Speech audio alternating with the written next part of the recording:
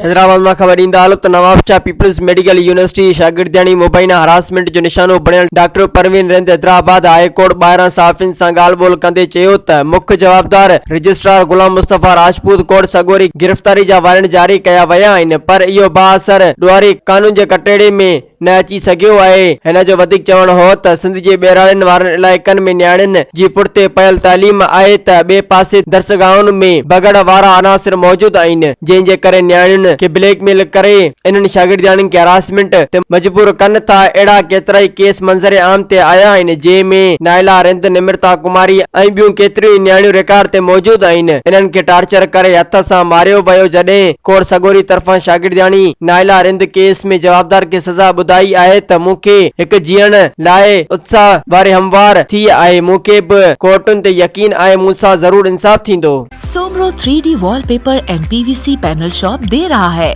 सबसे अच्छी सर्विस, बेहतरीन क्वालिटी के आला मयार वॉलपेपर और सीलिंग खूबसूरत डिजाइन और कलर्स में दस्तयाब है। हर किस्म के PVC वॉलपेपर्स और सीलिंग लगवाने के लिए हमसे राब्ता करें।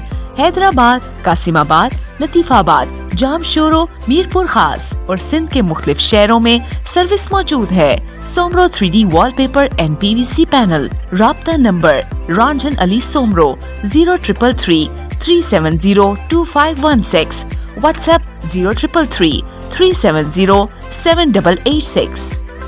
मज़ीद ख़बरनि ऐं तफ़सीलात लाइ विज़िट कयो असांजी वेबसाइट www.awamiNewsHD.com ऐं ॾिसंदा रहो अवामी न्यूज़ HD।